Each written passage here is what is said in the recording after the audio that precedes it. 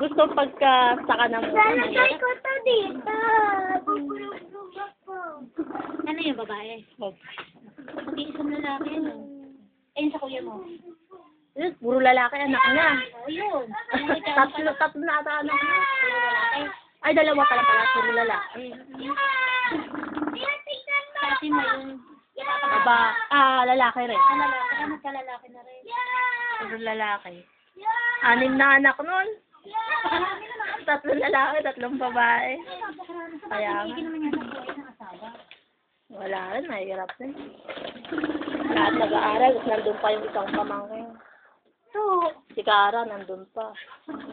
napasok na. Grade 1 ata, grade 1. Yun eh, papasok na rin yung sa pasukan. Nursery. Papasok na rin. Umuna yung sa mata sa akin. Sa Sa nanay niya, kuwang-kuwa ang mata. Hindi mo pag kayo nakatingin, hindi mo kaawa-awa. Lalo yung pilik mata kasi sa ganoon.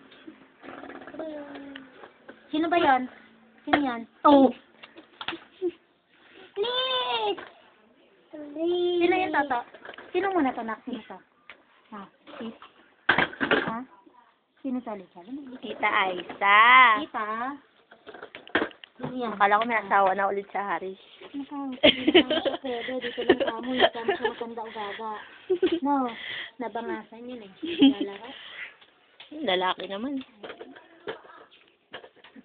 Maligo na, mamaya. Kagala ni Kuya Pisay, ha? Ha? Opo. Smile ka doon, no? Smile ka sa... Para makita ka ng mga pinsan mo. Sabihin, ang gwapo mo na. Smile ka.